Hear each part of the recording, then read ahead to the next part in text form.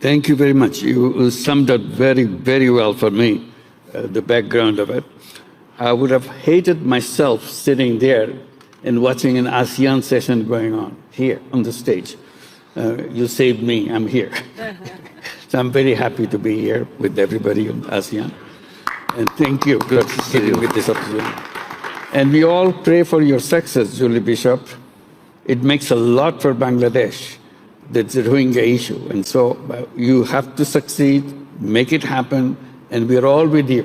At 171 million people in Bangladesh, wish you all the success. Thank you. And I was talking about whether Bangladesh should be part of ASEAN, and as I said, I will hate myself. I consider myself personally as a part of ASEAN.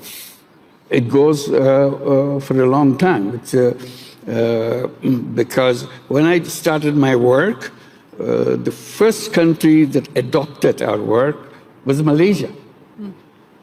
Amana Ikhtiar, Malaysia, and next to your constituency. Anwar has become a very good friend since then. We have been very close, and enthusiasm that he showed in our work, as a result, is spread. The whole idea of microcredit spread all over Malaysia. And that was the beginning of the idea of microcredit going out of Bangladesh. That's the first country. So that brought me so close to Malaysia, and it became stronger and stronger relationship with Malaysia. We feel extremely well connected together. So I don't see why we cannot be together in ASEAN. And my friend, Prime Minister Anwar, has already assured me that somehow we will become a part of ASEAN, starting with a dialogue partner, which is available, hopefully, because emotionally we're so close to make it happen. And then came Indonesia, next to Malaysia. This is the Karya Usaha Mandiri. This is a microcredit application in Indonesia. So Indonesia became very close to us, working together, village after village, island after island. So I cannot see myself distancing from Indonesia. We're so much part of Indonesia, so personally happening. And Vietnam. Almost every single women leader in Vietnam came to Bangladesh to study what we are doing and bring it to Vietnam. We did our program all over Vietnam. So personally, we're already part of ASEAN. We cannot take it away from us. We have to accommodate us into ASEAN. This is something that we have to work together. So this is what we're looking forward. I'm very honored to be here along with everybody else from ASEAN to speaking today. The point I wanted to raise with ASEAN as a part of ASEAN, emotional part of ASEAN, it's a wonderful group of countries moving forward, very confident steps, future looks very bright. But the question that I've been raising in Bangladesh, and I want to share it with also ASEAN countries, what kind of future that we see for ourselves as a region, as a country? Do we follow the same footsteps that the West has done as a success and same development paradigm that we have learned?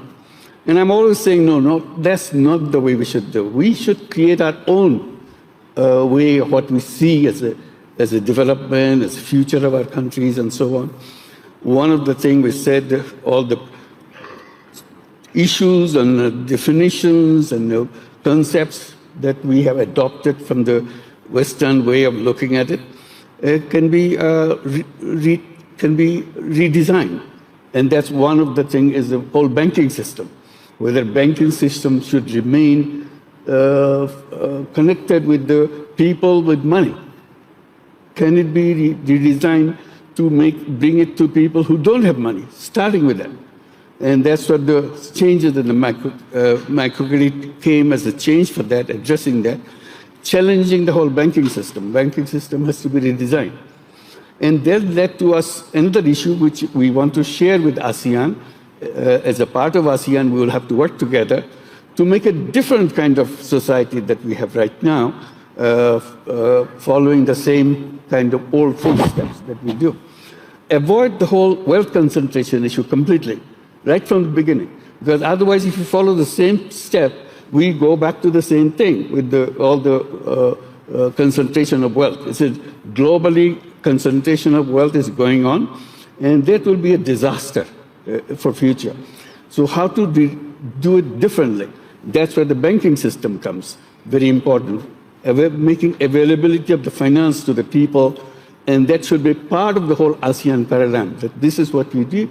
We ensure that no matter who a person is, either a poor person, a rich person, man or woman, as a human being, I'm entitled to it. I can change my own life. And that's what the kind of mission should be integrated into the ASEAN way of thinking. It's not the same thing, but we adopt many things, but we also add things.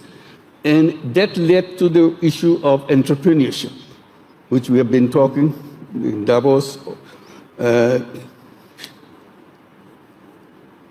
Klaus Schwab has created, and with Hilde Schwab, the Foundation for Social Entrepreneurship.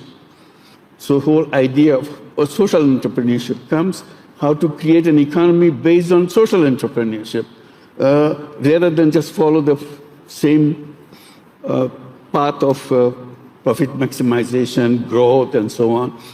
How much growth is important, how much sharing of wealth is important, so together. So those are the things that we have to address together in ASEAN framework to make sure we not only progress, we also progress in a different way, as becoming an example for the rest of the world. We should not be just copying things the way it happened in the past, and allowing the young people to take lead. This we have coming from Bangladesh, coming from the uprising of the young people from Bangladesh is very, very strong right now with us, to show that what the capacity of the young people, how to bring up the young people to lead the nation, lead the people with their ideas, with their concept, their technology. They are completely different kind of generation, unlike the generation that who run the country. So how to make sure we adopt them, bring them forward, so that they can bring their ideas and leadership and concepts to impact on the economy and the society as it together. So those are the issues that we want to raise it, and we'll be very happy to join ASEAN. We are waiting for it very eagerly, and we want to do a job which will be something for the world to see. It's a very different kind of region which grew with a different kind of framework. Thank you very much.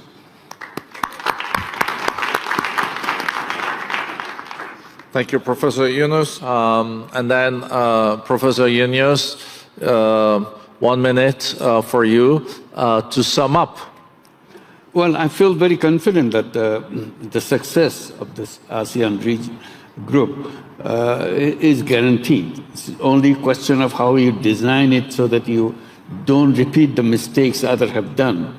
So there's a society which is equalitarian society, and people share the wealth and so on, continue, new concepts are followed, design things for young people to bring them to the front line so that they can create the new vision of their own countries. And as a region, they can move forward into that. So this is what I see an opportunity for them, and they're very creative as a region. This is creativity and entrepreneurship is built into the society. So we should not go away from that and follow this job-oriented society that we have to have a job and continue with the job. I think the whole thing will be entrepreneurship-oriented society. The young people grow up to make sure that he or she can participate in the economy on her own, on his own. And that's where the financial system has to be redesigned in a way it serves a purpose. Social business funds can be created so that the funds can be available to the young people. The educational system can be redesigned so that this is not getting a degree to get a job, kind of the conventional way of thinking. We go to the university, we go to the educational institution to prepare ourselves to become entrepreneur, become creative person, which we are. Simply, we kind of sharpen the creativity. Education gives us the knowledge and gives us the opportunity to make sure we come out as an individual creative person and contribute to the society. It's not for personal gain all the time. It's a personal gain is one part and the social gain. So each one growing up, not just one-dimensional person which pursue the life just for his or her own personal achievements. So it will be something part for yourself and part for the community, society that you belong to, so that society becomes better society after what you have done. Thank you. Thank you. Thank you for those wonderful words at the end. Thank you so much to this great panel. I think we know a little bit more about not only ASEAN, but also the possibilities in the years to come. It was a great panel. Give them a big applause.